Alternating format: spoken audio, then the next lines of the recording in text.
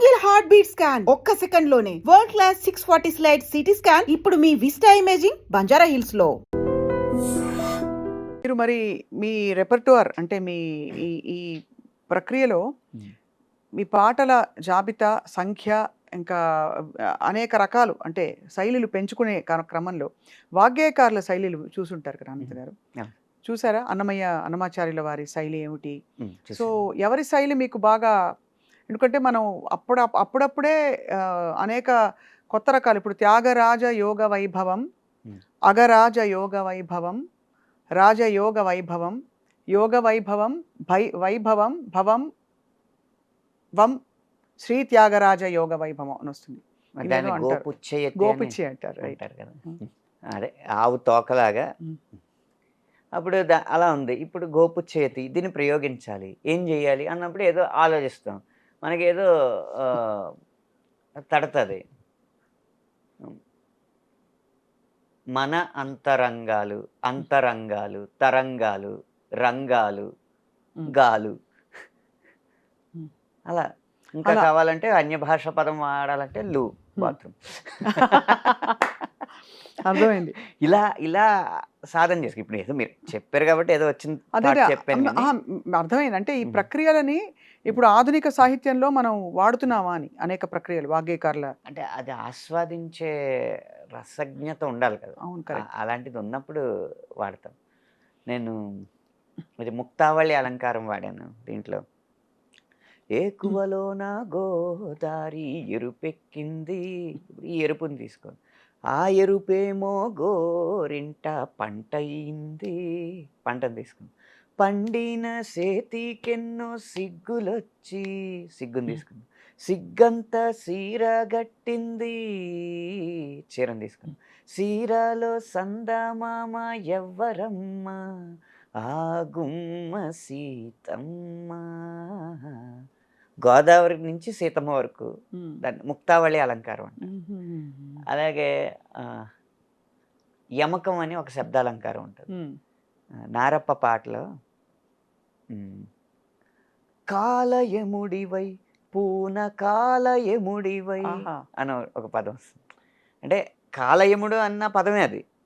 ఆ పూన అనేది చేర్చేటప్పటికి పూనకాలయముడివై అని. అలాగే చేఖానుప్రాస అని ఉంటుంది.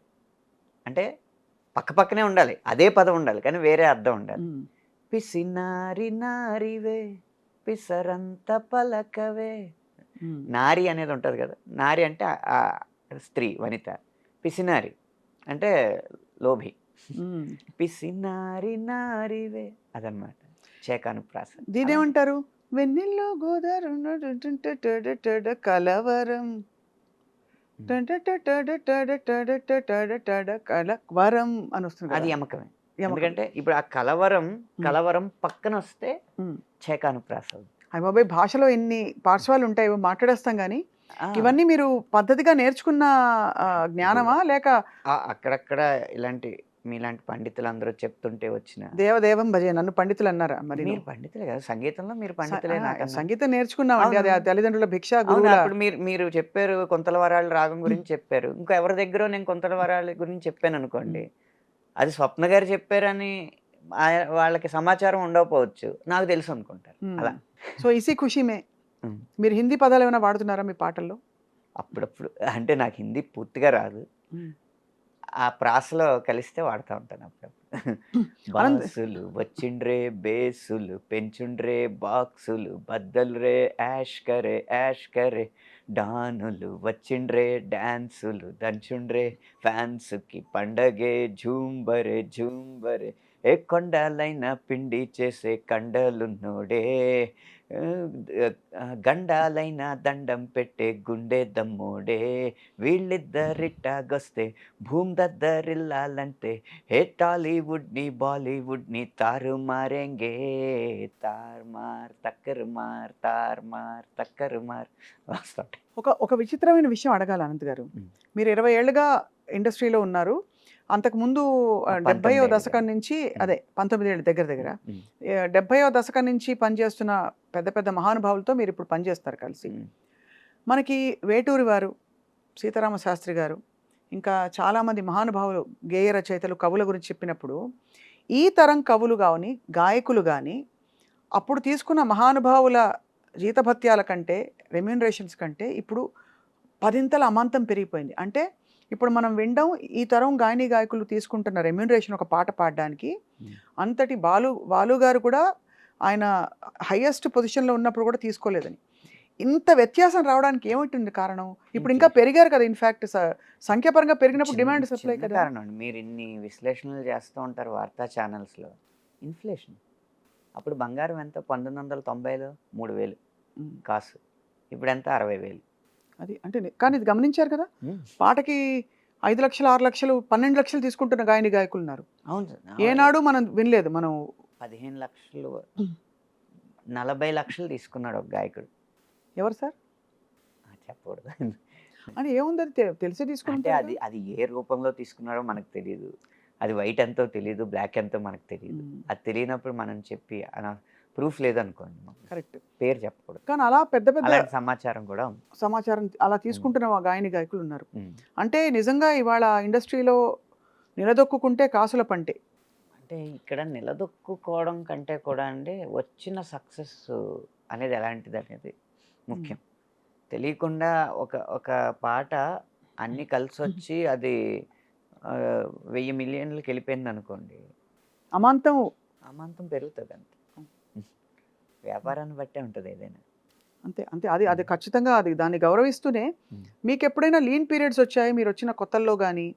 అంటే కొంత ఖాళీ ఉన్న సమయాలు వచ్చి ఏమిటి నేను అని వచ్చిన ఒక 10 నెలలు అంటే అప్పుడప్పుడు ఒక పాట రావడం అలా అయింది. కానీ ఆ తర్వాత నుంచి ఎప్పుడు పొద్దున్న లేస్తాయి బాబు ఆయనకి పాట ఇవ్వాలి అన్న ఇదితోనే, కానీ ఈరోజు ఏం పాట లేదు రాయడానికి అన్న రోజు ఎప్పుడూ లేదు నాకు ఈ 19 సంవత్సరాలు. చాలా గొప్ప వరం మీకు అది. బహుశా మీరు అనుకుని ఉండరు కదా అనంత్ గారు? నేను అనుకున్నాను. అంటే ఇంతటి నేను ఇంజనీరింగ్ మానేసి ఇండస్ట్రీలోకి వస్తున్నప్పుడు మా ఊర్లో శ్రేయోభిలాషులే, కానీ భయం ఉంటుంది కదా. వాళ్ళు చెప్పింది ఏంటంటే, ఎంత చేసినా మళ్ళీ 4-5 సంవత్సరాల కంటే ఎక్కువ ఉండదు కదా కెరీరు, ఎందుకు ఇంజనీరింగ్ వదులుకుని ఇటు రావడం అని. అంటే అంతకన్నా ఎక్కువ ఉండే చూపెడతాను అన్నాను. ఆ 4 8 అయింది, 8 16 అయింది, 16 ఇప్పుడు 19 అయింది. చాలా గొప్ప విషయం, చాలా గొప్ప. అది ఖచ్చితంగా మీ ఏంటి ప్రారంభం అంటే, మీ పూర్వజన్మ పుణ్యం అని. పూర్వజన పుణ్యంతో పాటు మీ ప్రతిభ అండి. ఎందుకంటే అందరినీ మెప్పించడం అంత సహజం కాదు. అంత ఎంత పుణ్యాలు ఉంటే మాత్రం. ప్రతిభ పాండిత్యంతో పాటు ఏదైనా ఆవగింజంత అదృష్టాన్ని కూడా నమ్మాలండి. ఆవగింజ ఎక్కడంటే మీ పాటలు హిట్ అవ్వడం, అదే ఆ స్థాయిలో హిట్ అవ్వడం అనేది ఆవగింజ ఖచ్చితంగా. అవును. ఓ 4 హిట్ పాటలు పాడుకుందాం అనంత్ గారు మీవి. కాలంలో వెనక్కి వెళ్దాము, ముందుకెళ్దాం, మీ ఇష్టం. నాకు అప్పటి నుంచి ఇప్పటివరకు అన్ని పాటలు ఇష్టం కాబట్టి మీకు ఎలా అంటే అలా. మీ హిట్ పాటలు కొన్ని ఊరికే ఒక 2 లైన్లు అలా పల్లవులు అనుకుంటే అదొక తృప్తి. మొదటి నుంచి చూద్దాం. అయితే ఫస్ట్ హిట్ అన్న రుచి నేను చూసింది ఫస్ట్ బొమ్మరిల్లు అప్పుడో ఇప్పుడు.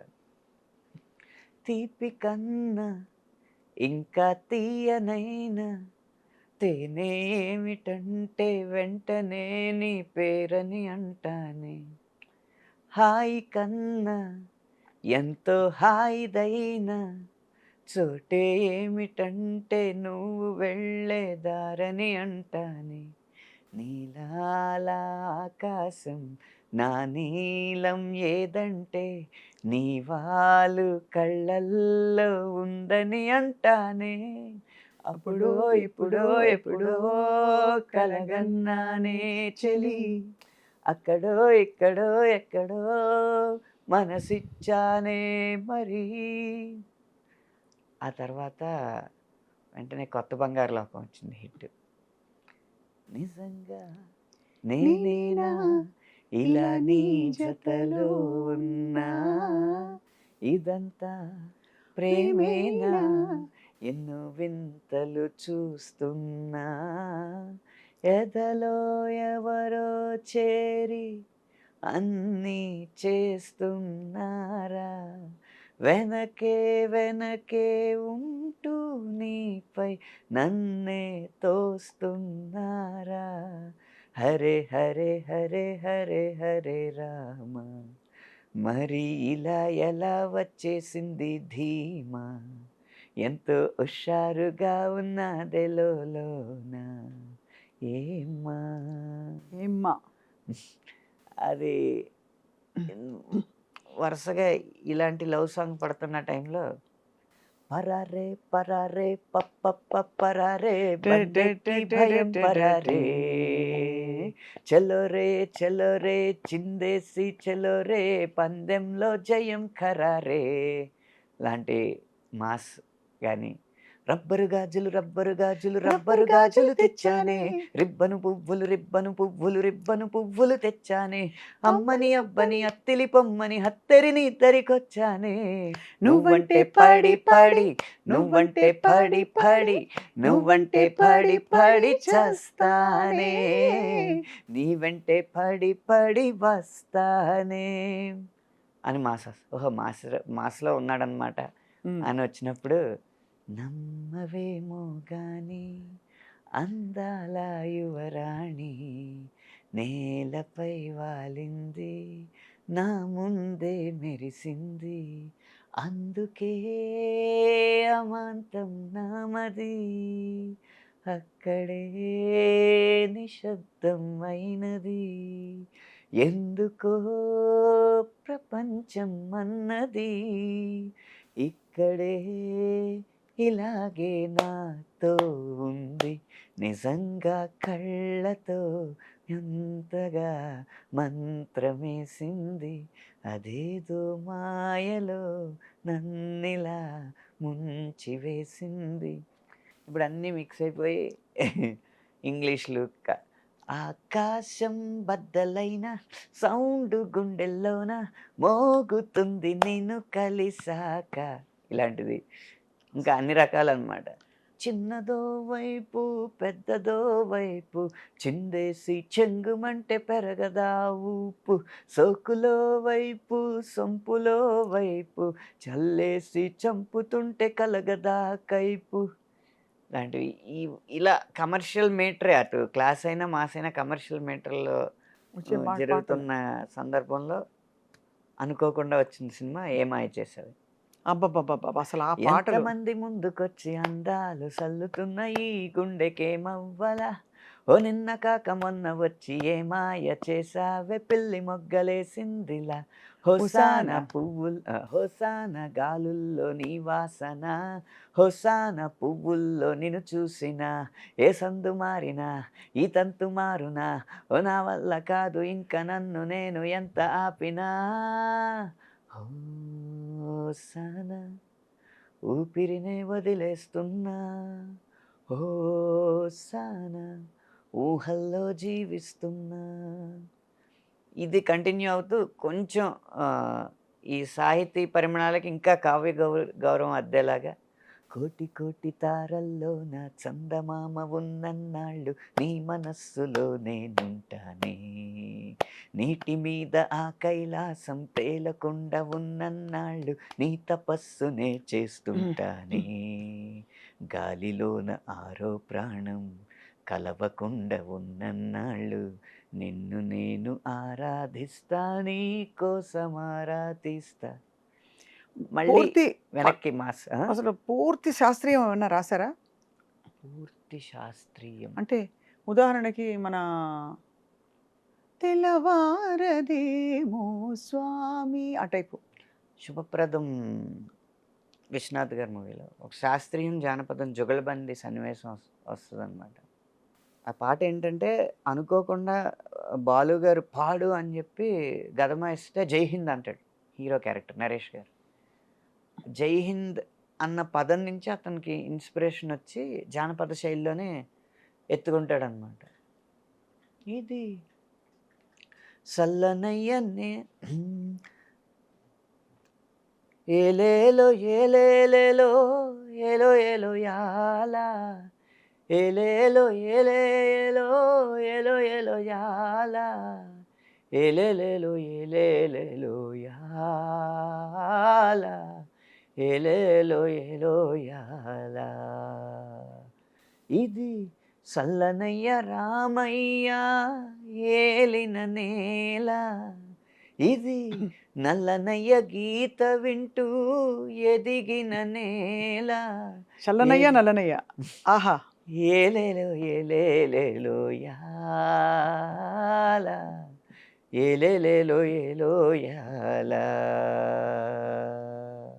ఆవునైన అమ్మాని కొలిసేనేలా, జీవుల్లో దేవుడినే చూసేనేలా, జీవుల్లో దేవుడినే చూసేనేలా. అందుకని అప్పుడు ఆయన శాస్త్రీయంగా దానికి జుగల్బందీ చేస్తారు. అలా చేస్తూ చేస్తుండగా పాటలో చివరి అంకం వచ్చేటప్పటికి అన్నీ ఈ నేల ఎలాంటిది అని చెప్పడానికి, వేద భూమిలో అణువణువు నాదమయం, ఈ నాద భూమిలో ప్రతి కణువు రాగమయం, శుకపికాల మెలకువలే శుద్ధ సావేరిగా, రాతిరప్ప కదలికలే రీతి గౌళగా, అబ్బో. హిమనదాల నడకలవే హిందోళంగా, హాసములై పూసిన ఈ సదయ హృదయ కమలములే, పులకలొలికి పలుకు కలికి పదములు హంసానందిగా, నినదించిన భూమి నిను పెంచిన భూమి. ఎంత అద్భుతంగా ఉంది ఆనంద్ గారు ఈ పాట. మణిశర్మ గారు, నేను మామూలుగా అసలు రాగాలు కూడా భలే పెట్టారు అక్కడ. రాగాల పేర్లు రాస్తే, అరా నువ్వు రాగాల పేర్లు రాసేసి నీకు రాగాల పేర్లు తెలిసని డంకా బజాయించేద్దాం అనుకుంటున్నావా, నేను అయ్యే రాగాల్లో చేస్తాను. చిన్న ఒక లైన్ ఉంటుంది, అంటే సుఖపికాల మెలకువలే శుద్ధ సావేరిగా, అంటే ఆ లైన్ శుద్ధ సావేరిలో సరి మ పద సా. అవును. నెక్స్ట్ రాతిరప్ప కదలికలే రీతి గౌళగా, నెక్స్ట్ హిందోళం. హిమనదాల నడకలవే హిందోళంగా, ఆ, హాసములై పూసిన ఈ సదయ హృదయ కమలములే, పులకలొలికి హంసానంది. పలుకు కలికి పదములు హంసానందిగా, నినదించిన భూమి నిన్ను పెంచిన భూమి, అసలు తెలిపేదొక్కటే లోకా సమస్త సుఖినో భవంతు. అదొక జుగల్బందీలా ఉంటుంది అన్నమాట. చాలా బాగుంటుంది ఆ పాట. చాలా అద్భుతంగా ఉందండి ఇది. చాలా చాలా ఎన్ని మంచి పాటలు మీ కలంలో కుదురుకున్నాయి అనంత్ గారు. అసలు వినేవాళ్ళ అదృష్టం. ఎందుకంటే ఇవి 10 కాలాల పాటు నిలిచే పాటలు. ఇవేదో దొరికిన పదాలని ఏదో పొందుపరిచే చాలా డీప్ మీనింగ్తో రాసిన జాడలు కనిపిస్తున్నాయి స్పష్టంగా. అంతే, ఆ వైవిధ్యానికి ఏదో ఒక అదృష్టం దొరికింది.